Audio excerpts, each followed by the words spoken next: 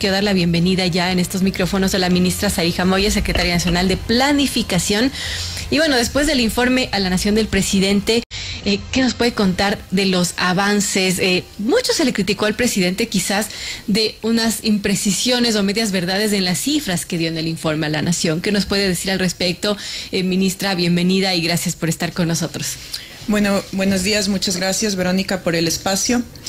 El formato que decidió utilizar la Secretaría de Comunicación fue un formato que buscaba que la ciudadanía tenga retentiva respecto a lo que se estaba haciendo y a lo que se les estaba entregando en términos de obra y los resultados que hemos tenido en la implementación de la política pública.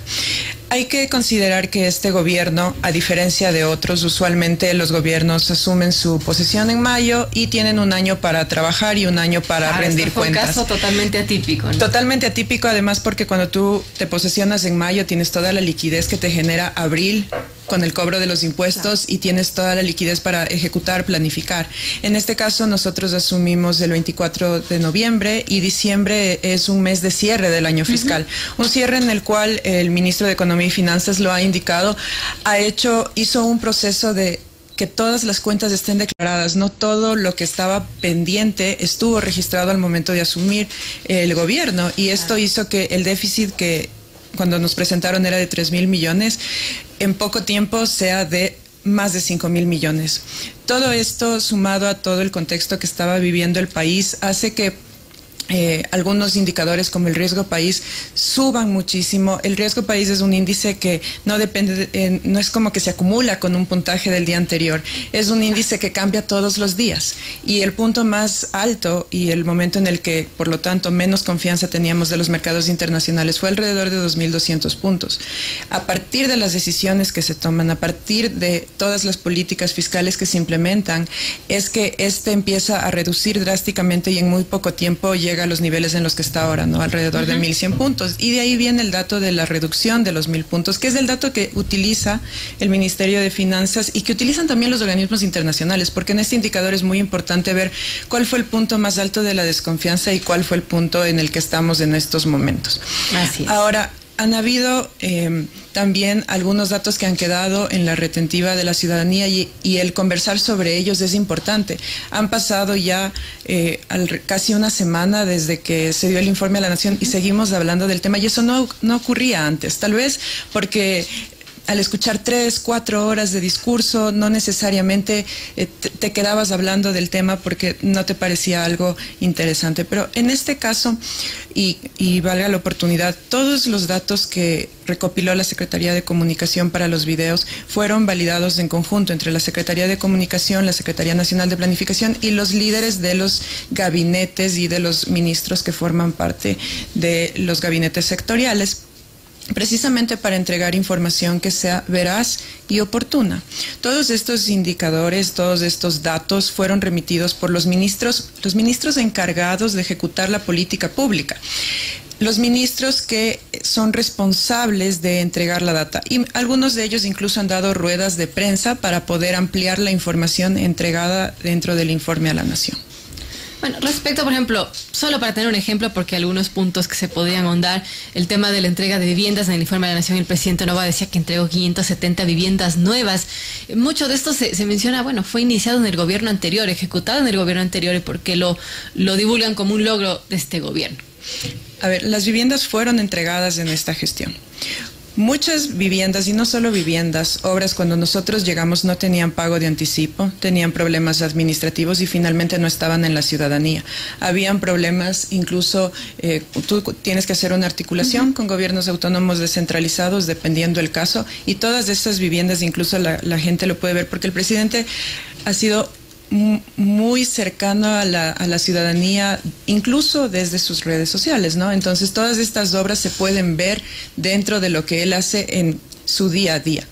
Las 570 casas fueron entregadas dentro de nuestra gestión. Hay otras obras que también han sido entregadas dentro de nuestra gestión. Algunas han iniciado con nosotros, otras las hemos destrabado, desparalizado, pero hay que considerar que cuando nosotros asumimos el gobierno no habían recursos ni siquiera para poder pagar los sueldos. Y cuando tú no tienes recursos para pagar los sueldos, el tema de la obra pública se queda un poco relegado. Nosotros hemos encontrado obras que están paralizadas desde hace más de 7 años. Y también, ¿hay alguna cifra de cuántas obras están paralizadas y que este gobierno lo ha retomado? Sí, nosotros hemos, bueno, al momento tenemos una planificación desde que inició el gobierno hasta que termine de alrededor de 135 obras y ya más o menos entre 30 y 35 obras han sido ya entregadas y tenemos planificadas alrededor de 100 obras en lo que resta del gobierno, pero esperamos a partir de la mejora en términos de liquidez, esperamos seguir sumando más obras y todas estas obras están planificadas dentro de los gabinetes sectoriales, ¿no? Son los gabinetes los que van dándote más obras para la ciudadanía. Importante. Amigos, 7:24 de la mañana dialogamos con la Secretaria Nacional de Planificación, con Sarija Moya, y hablamos del Plan Nacional de Desarrollo. Obviamente este informe de la Nación del Presidente en 6 meses fue algo atípico porque se hace en un año. En 6 meses quizás puede ser mucho tiempo, puede ser poco tiempo en realidad. Depende de cómo se lo mire, pero ¿qué podemos comentar de este avance del Plan Nacional de Desarrollo? Entiendo que tiene 5 ejes: el social, productivo, económico, infraestructura, energía, medio ambiente, institucional, y ahora también se trabaja en riesgos. Cuéntenos sobre de estos distintos ejes, cuál va a ser la prioridad de este gobierno para los próximos meses que le queda y, bueno, cómo ha ido avanzando de lo que se ha podido hacer en estos 6 meses. Bueno, el Plan Nacional de Desarrollo fue aprobado en febrero. La norma te dice que cuando tú entregas un informe a la Nación también alineas estos avances en el Plan Nacional de Desarrollo y por eso se presentó así la información, ¿no? Uh-huh. A pesar de que iba en implementación legalmente los 3 meses, o sea, de febrero a mayo. Claro. Sin embargo, la política pública empieza desde el momento en que nosotros asumimos el gobierno y por eso es que se ven tantos logros. El Plan Nacional de Desarrollo que presentamos nosotros difiere en un sentido positivo de otros instrumentos porque no solo mapea el qué, que es la política pública, uh-huh, sino también el cómo y el quién. El cómo son las estrategias que antes no se veía en el Plan Nacional de Desarrollo y el quién son los gabinetes sectoriales. ¿Y esto quién elabora o entre cuántas personas elabora? El presidente, cada presidente puede organizar a sus ministros en gabinetes como lo quiera hacer, ¿no? Pero en este caso hubo una articulación muy directa entre la Secretaría Nacional de Planificación y Presidencia para que los gabinetes sectoriales sean los responsables de ejecutar el Plan Nacional de Desarrollo y por eso se ve una línea directa. Y esto ha sido felicitado internacionalmente. Estamos de cara a presentar el examen nacional voluntario ante ONU y justamente este es uno de nuestros diferenciadores, porque, por ejemplo, el eje de lo social está siendo ejecutado e implementado por 2 gabinetes, el Gabinete de lo Social y el Gabinete de Seguridad. El eje productivo económico por el Gabinete Productivo Económico, el eje de infraestructura, energía y medio ambiente, lo propio, y el eje institucional por el Gabinete Institucional. El eje de riesgos funciona de manera transversal y se trata al interno de todos los gabinetes por cómo se vislumbra, ¿no? Los avances justamente de su implementación en términos de política pública fueron en parte presentados por el informe a la Nación, pero creo que una de las claves de la cantidad de resultados que ha tenido este gobierno es precisamente esa articulación sectorial, porque se veía a los ministerios de una forma aislada. Muchos de ellos se han consolidado y han logrado entregar no solo obra pública de manera interministerial, sino también esto facilita el trabajo que tiene el gabinete sectorial con otros actores, ¿no? Como gobiernos locales. ¿Va a haber algún eje que sea más relevante que otro, que el gobierno le ponga mayor énfasis? Realmente todos los ejes son importantes para el desarrollo del Ecuador. En términos de inversión pública, sí tenemos destinada una mayor cantidad de inversión pública al eje de lo social, es decir, al gabinete social y al gabinete de seguridad, pero es más por cómo se consolida la política pública. En el sector económico productivo, la política pública se consolida de una manera distinta, ¿no? A través de política fiscal, a través de política económica, política productiva. Bueno, importante, de todo lo que hemos conversado, secretaria, y ¿qué ha sido de los logros, de los hitos que se pueden comentar durante estos 6 meses dentro de este Plan Nacional de Desarrollo que usted bien dice fue presentado hace pocos meses nada más y se lo viene ejecutando en este tiempo corto? Pero, ¿qué hitos se han alcanzado? usted bien lo mencionaba, se recibió el gobierno en una situación atípica después de la muerte cruzada, en donde ya se está terminando este año fiscal, donde es difícil contar con los recursos, pero bueno, se salió con ello. ¿Qué otros hitos nos puede comentar respecto a la gestión que ha tenido? Podríamos ir mencionando algunos por sector, ¿no? Hablemos del eje de lo social. En el eje de lo social lo más importante ha sido el trabajo coordinado tanto con el Ministerio de Economía y Finanzas como con el líder del gabinete y los ministros para poder destrabar la obra pública y entregar vivienda, entregar 5 centros de salud repotenciados, se han habilitado 7 infraestructuras de salud para poder atender a pacientes de VIH, se han entregado 17 instituciones educativas y aquí ha sido muy importante priorizar en dónde las primeras instituciones educativas, priorizando los sectores rurales, que en su mayoría es donde se han entregado estas infraestructuras educativas. Para poder lograr entregar todas estas obras en tan corto tiempo, hemos tenido que ser muy estratégicos en el uso de los recursos e ir destrabando poco a poco, semanalmente, en un trabajo articulado con Presidencia y con el Ministerio de Economía y Finanzas. Ahora, dentro de lo social también es importante los nuevos servicios y cómo se están prestando a la ciudadanía. Por ejemplo, no existía un lugar donde se presten servicios sociales de manera integral. Esto ya se empezó a hacer en el Ecuador. Había una meta muy ambiciosa del gabinete, que era entregar 2 espacios integrales parecidos a lo que se tiene en seguridad, que son las VCs, que esos edificios gigantescos donde están concentrados los servicios de seguridad y que no existía lo mismo para el eje de lo social. Pero ¿cómo haces esto con tan pocos recursos? Aquí tuvieron que ser muy estratégicos y buscaron infraestructuras. Encontramos una infraestructura, el MIES la encontró en la ferroviaria, completamente abandonada desde hace 10 años. No tenía nada, parecía una selva realmente interno sin tener toda el cuidado y el mantenimiento. ¿Y qué es lo que se hizo? Es que todos los ministros tomaron un espacio para recuperarlo y con ayuda y cooperación internacional y con ayuda de organismos internacionales se logró inaugurar esta obra en abril. Tiene 3 espacios para talleres de emprendimiento, un espacio para taller de costura, taller de panadería, otro para belleza, está un centro de desarrollo infantil, está un centro de un lactario, están las canchas deportivas, espacios culturales para los jóvenes del sector. Entonces, este tipo de obras emblemáticas se pueden entregar a la ciudadanía siempre y cuando hay una gestión y una articulación sectorial, y se entregó otro similar en Guayaquil. Con respecto al gabinete productivo, ellos han tenido un hito muy importante. Por ejemplo, la articulación que ahora existe entre el Ministerio de Producción y el Ministerio de Agricultura. Ha habido una deuda histórica con el tema del reglamento de la leche y esto no se lograba destrabar durante muchísimos años. Y solo tomó que los ministros trabajen de cabeza ellos con los principales tomadores de decisión, con los productores, con los comercializadores para que estas cosas se destraben. Y lo mismo en el eje de infraestructura. Había mucha obra paralizada que no tenía ni siquiera los anticipos y que esto se ha ido destrabando similar a lo que ha sucedido en el gabinete de lo social. Bueno, importantes cosas. ¿Qué se podría esperar para los siguientes meses? Como mencionamos, este es un gobierno, tiene un periodo bastante corto y bueno, ¿qué va a ser el eje más importante o lo que se va a priorizar y lo que se va a hacer para este poco tiempo que les queda? Lo que vamos a priorizar es entregar servicios de calidad y obra pública de calidad y sostenible para la ciudadanía.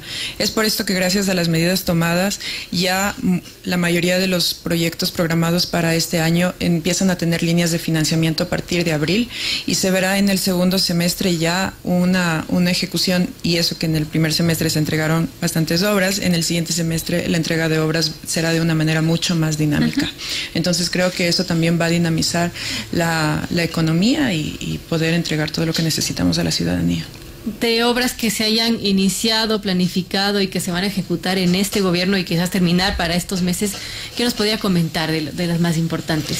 Creo que las más importantes son los proyectos que tenemos en infraestructura vial, los proyectos que tenemos también en vivienda, que son muy importantes, y también todas las infraestructuras educativas que se van a ir entregando a lo largo de todo el país, especialmente en las zonas rurales, porque son en esas zonas donde si no está la presencia de la educación, primero no logran por transporte llegar a otro lugar, y también necesitamos a los chicos, a los jóvenes que estén dentro de las escuelas para que no sean presas fáciles de la delincuencia. Cuando hablamos de proyectos en el área del tema vial, del tema de educación, ¿en dónde exactamente? ¿Qué obras, qué vías están planificando y que se van a hacer y terminar en este gobierno? Tenemos vías que están en Azuay, tenemos vías que están también en la parte de Guayaquil para poder mejorar la conectividad. ¿Son vías secundarias, principales? Tenemos entre principales y secundarias, y precisamente a partir de la entrega de todos estos recursos es que se van a ir, ya están muchas de ellas planificadas, la mayoría se empiezan a entregar a partir del cuarto trimestre. ¿Por qué? Porque durante este tercer trimestre es cuando se hacen los procesos de contratación pública. Importante, amigos. 7:30 dialogamos con la Secretaria Nacional de Planificación, con Sarija Moya. Y respecto al avance de este Plan Nacional de Desarrollo, ¿usted cómo se siente con el trabajo realizado? A veces es importante ser autocrítico, ¿no? ¿Y usted cuánto se calificaría o qué diría de su gestión, de lo que quizás ha faltado hacer? ¿Qué nos podría comentar de este tiempo? Creo que las calificaciones deberían venir más desde los usuarios, no más que una autocalificación. Yo considero que lo que hemos hecho, no yo como persona, porque la Secretaría Nacional de Planificación es toda una institución.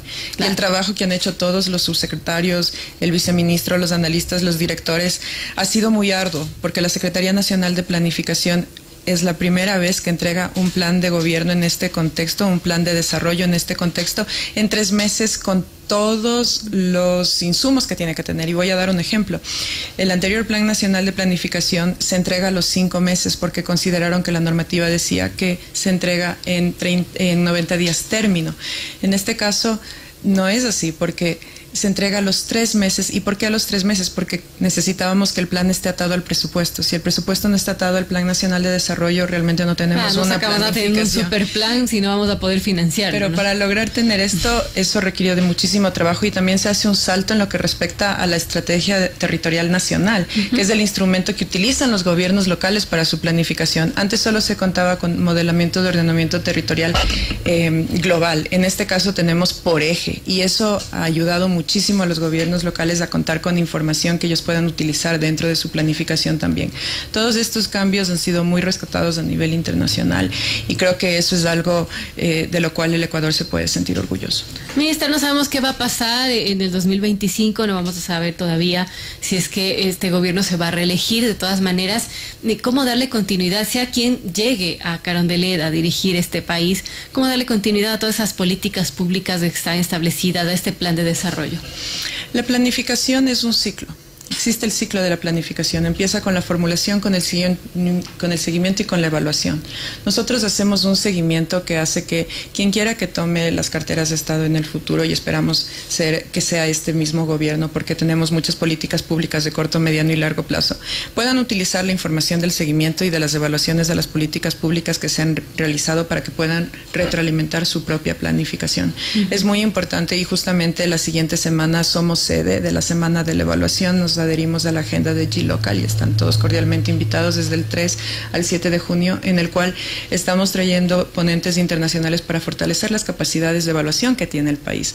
Si bien es cierto, el Ecuador ya tiene una trayectoria en términos de la parte de planificación y de seguimiento, necesitamos fortalecer la parte de evaluación pública para poder retroalimentar los futuros procesos de planificación. Bueno, importante, ¿no? Para seguir avanzando, porque nada sacamos, viene cada gobierno y cuenta, borra y va de nuevo, y así no avanzamos, lamentablemente. Así que, bueno, esperemos que estas políticas continúen y éxitos en la gestión. Ministra, ¿algún mensaje para nuestros amigos oyentes?